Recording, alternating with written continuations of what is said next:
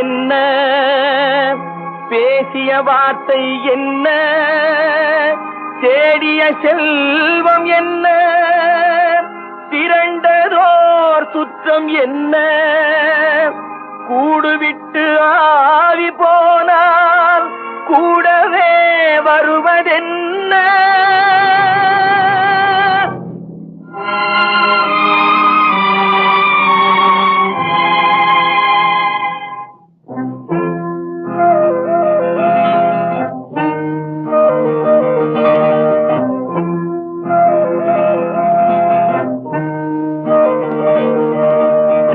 வீடு வரை உறவு, வீதி வரை மனைவி, காடு வரை பிள்ளை, கடைசி வரை யாரோ.